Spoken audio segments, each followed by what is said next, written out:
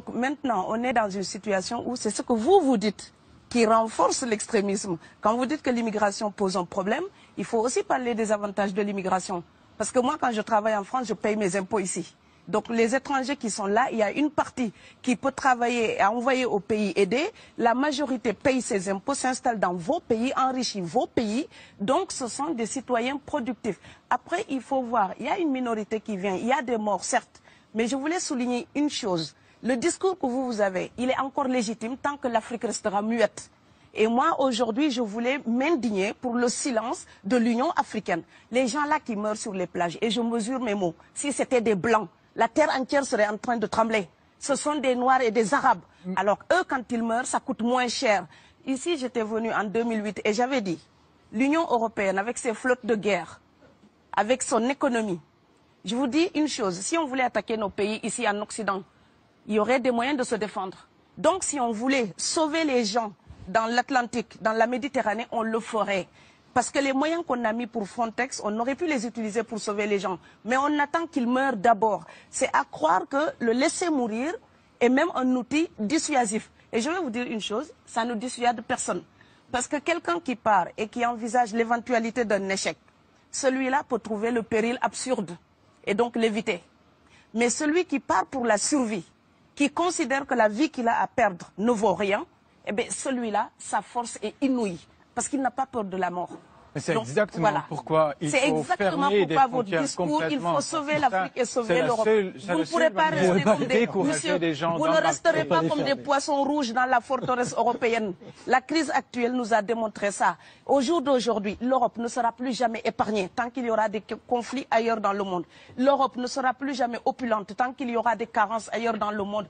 On est dans une société de la mondialisation où un Indien gagne sa vie à Dakar, un Dakarois gagne sa vie à New York, un Gabonais gagne sa vie à Paris. Que ça vous plaise ou non, c'est irréversible. Alors trouvons une solution collective ou bien déménager d'Europe parce que j'ai l'intention de rester. Quand quelqu'un part, c'est comme quelqu'un qui est élu, choisi, peut-être le plus débrouillard. Et il y a tout un clan ou toute une famille qui pose son espoir sur cette personne-là.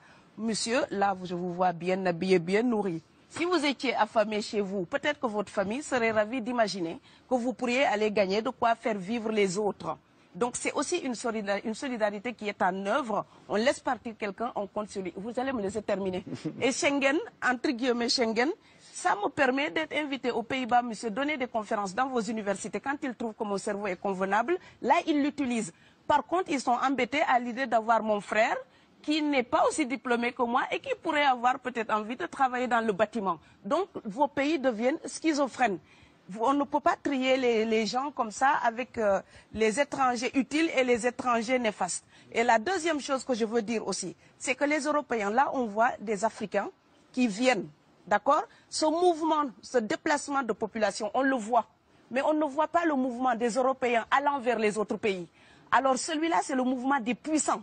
Ceux qui ont l'argent, ceux qui ont le bon passeport. Donc vous allez au Sénégal, vous allez au Mali, vous allez dans n'importe quel pays du monde, au Canada, aux États-Unis, partout où je vais, et je voyage tout le temps, je croise des Français, des Allemands, des Hollandais. Je les rencontre partout sur cette planète parce qu'ils ont le bon passeport. Donc, comme avec l'exotisme, l'Europe s'était arrogé le précepte unique, unilatéral, de l'exotisme. Les autres sont exotiques. Alors que pour quelqu'un de mon village, il n'y a rien de plus exotique que quelqu'un d'Amsterdam.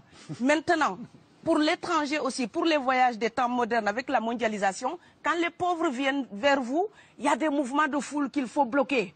Mais quand vous, avec votre passeport et avec toutes les prétentions que cela donne, vous débarquez dans les pays du tiers-monde, là, vous êtes en terrain conquis. Donc, on voit les pauvres qui se déplacent, on ne voit pas les riches qui investissent dans nos pays.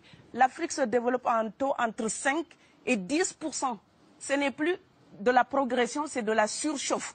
Sauf que quand des pays du tiers-monde se développent et qu'ils n'ont pas les moyens pour gérer tout ça, il faut une ingénierie, il faut une formation, il faut des populations pour installer une démocratie. Là, cette surchauffe-là, vous avez besoin qu'on reste dominé pour servir de débouché à l'industrie européenne. Alors il faut arrêter l'hypocrisie. On sera riches ensemble ou on va se noyer tous ensemble.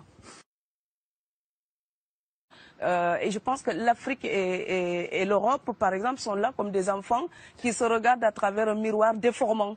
Il serait enfin temps qu'ils se respectent, enfin qu'elles se respectent suffisamment pour que l'Europe arrête de nous envoyer ses déchets industriels pour construire avec nous de véritables industries, pour que l'Europe participe à ce développement et que l'Afrique, 60 ans après les indépendances, arrête de dire c'est la faute des autres. Au bout d'un moment, indépendance, c'est responsabilité. Si nous sommes vraiment indépendants en Afrique, nous sommes aussi responsables de notre destin. Et ça ne se fera pas sans les Européens et l'Europe ne s'en sortira pas sans l'Afrique parce que sinon nous serons un boulet que vous traînerez. Donc ce monde-là est lié et je pense que l'entente, je rêve d'une entente, d'une fraternité. Oui, je sais, ça fait bisounours. Mais il me faut garder cette utopie-là pour garder le courage d'écrire toutes les nuits. Parce que j'ai fait le vent de l'Atlantique il y a bientôt 12 ans.